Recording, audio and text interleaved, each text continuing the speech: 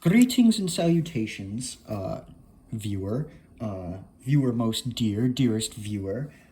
Today we begin Chapter 2, The VRIL Society, in The Nazis and the Supernatural, The Occult Secrets of Hitler's Evil Empire by Michael Fitzgerald. Whatchamacallit, if you haven't, if you haven't listened to the first parts, I highly recommend you do, because they do give background to what goes on in this chapter. If you don't, fine by me, I guess. You can pick up here. Just know that the playlist is attached in my playlist section on the channel, and you can start from the beginning if you so choose. My thanks, and I shall pick up right here at Chapter 2, The VRIL Society.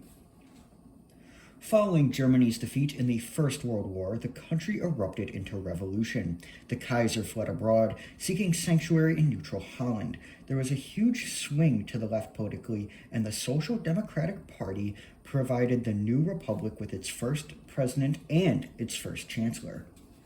In this time of crisis, political extremism flourished and threatened to push the country into full-scale civil war. Inspired by Lenin's success in Russia, the German communists attempted to install a similar regime in their own country. Disillusionment, my apologies, with the political establishment was so intense that ordinary ideological boundaries collapsed or at least became blurred. Only the aristocrats and the wealthy still believed in the monarchy and the rule of an elite. Large numbers of demobilized soldiers roamed aimlessly across the country. They found themselves despised and hated by the population and became resentful and bitter as a result. Many ex-soldiers joined revolutionaries and formed soldiers' councils. Others joined nationalist paramilitary groups known as Freikorps, or Freikorps in English. They sound pretty much the same in both German and English. I don't know why they had to point that out. It's whatever. At this time of upheaval within Germany, two of the men who were to create and shape the destiny of the Third Reich chose very different courses of action. Captain Ernst Röhm formed one of the most effective Freikorps units. Corporal Adolf Hitler, by contrast, joined the Marxist revolutionaries and was an active and enthusiastic supporter of the brief but violent Soviet Bavaria regime. He was elected as a member of one of the soldiers' councils in Munich. As well as the predictable political groupings of communists, socialists, liberals, and conservatives, some more eccentric attempts to remold society sprang up and flourished briefly. There was an astonishing overlap of ideas and personnel between many of these groups, particularly the radical right and far left. Feder observed the political and financial ruin of his country and developed his own ideas for a solution to its economic problems. He began by approaching German bankers with his proposals, but was rebuffed. His next step was to present a manifesto for the abolition of the interest slavery of money to the Marxist government of Soviet Bavaria on the 20th of November, 1918. It is highly significant that Feder saw no inherent contradiction between approaching bankers and communists with identical proposals for economic reform. The following year, Feder, after reading Oft gut Dusch, met with the paper's editor and chief writer, Eckhart. They became close friends, and before long, Eckhart had recruited Feder into the Thule Group and the VRIL Society. The VRIL Society has been mentioned before briefly, but it is worthy of extended consideration. Unlike Feder, whose politics were always essentially on the left, Eckhart's views were confused, contradictory, and irrational. Where Feder saw the hands of high finance, Eckhart saw an international Jewish conspiracy. Feder wanted a return to spiritual values. Eckhart believed that this could only be achieved through a determined opposition to Judah. The original VRIL Society had been small and ineffective. The Munich branch, founded by Rudolf von Sebottendorf, was a very different organization. As early as the 9th of November 1918, 2 days before the war ended, and while the Kaiser still sat on the throne of Germany, Sebottendorf denounced what he called a revolution made by a lower race to corrupt Germans, adding, "We are now confronted by our mortal enemy, Judah." The beginnings of the Nazi publishing empire. In July of 1918, Sabotendorf bought a publishing house and a newspaper. The publishers, Franz R. Verlong, later issued many Nazi books.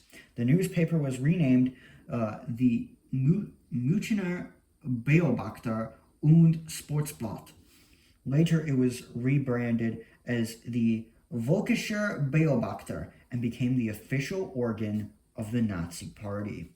In his newspaper, Sabotendorf called for a counter-revolution against the left-wing regime. He also founded a workers' ring in November of 1918 to try and counter Marxist ideas among the working classes.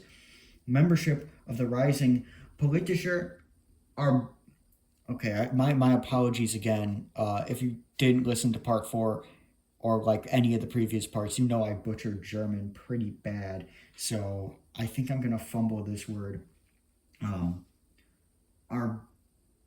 Arbeiterzirkel, workers' political circle, was derisory. Other than Sabotendorf himself, the only regular members were Karl Hatter, a sports reporter, Anton Drexler, a railway worker, and 2 of Drexler's fellow railwaymen. By the 5th of January 1919, the circle had shown itself incapable of reaching a wider audience. On that day, it dissolved itself and formed a new political organization, the Deutsche Arbeiterpartei, German Workers' Party. While still a tiny group, it did at least manage to acquire a total of 44 members.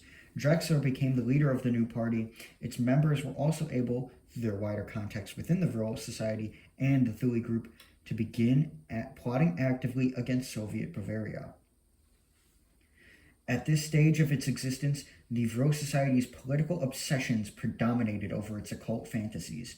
Sabotendorf and his co-conspirators became involved in a succession of futile and inept attempts to overthrow the Marxist government. Sabotendorf himself was primarily involved with the Thule Group, but the VRIL Society was an inner circle within the organization that eventually merged with the larger group. Of the VRIL Society's Council of Leaders, none were more influential than Eckhart and Karl Haushofer. In spite of the small number of members who belonged to the VRIL Society, its impact was out of all proportion to its size. It played a decisive part in the ascent of Hitler and the Nazis to supreme power within Germany. The Society of the Green Dragon. The VRIL Society originally derived itself from a Japanese group known as the Society of the Green Dragon, itself an offshoot of a Tibetan order. There were exactly 72 members of the Green Dragon, and the aim of the society was said to be fomenting wars, revolutions, and general destruction.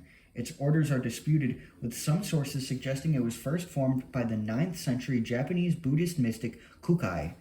He became enlightened by the Green Dragon Temple in Jian, and his training consisted of occult and sexual magic traditions that first originated in Tibet.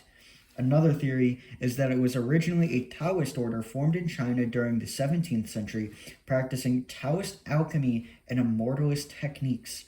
Other sources suggest that the society originated in Tibet, where a green dragon symbolizes the god of thunder, bravery, and an all-conquering force. It is known that Japanese monk Ikai Kawaguchi visited Tibet twice before the First World War, and at the very time that Haushofer was in Tokyo. Yet another suggestion is that it was an offshoot of the Black Dragon Society, which first surfaced in 1901 and took its name from the Black Dragon River, better known as the River Amur, that separated Manchuria from Siberia. The Green Dragon River, the Qinlong, separates Manchuria and China. It has been suggested that the Green Dragon Society arose out of the Black Dragon organization. The main objective of the members of the Green Dragon Society, to which Haushofer belonged, is said to have been to control the vital forces within the human body and become lords of time.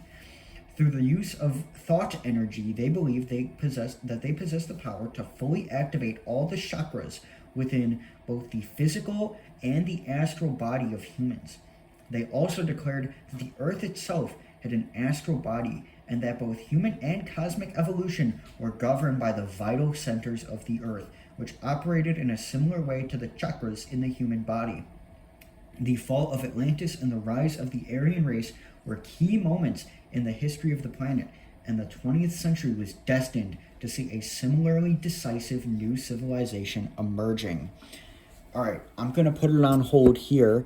We will pick up in part 2 of chapter 2, starting with the Tibetan influences on the VRIL society. Thank you again, dear viewer, for tuning in. And part 2 should be out very soon. Take care, be well, and have a good rest of your day.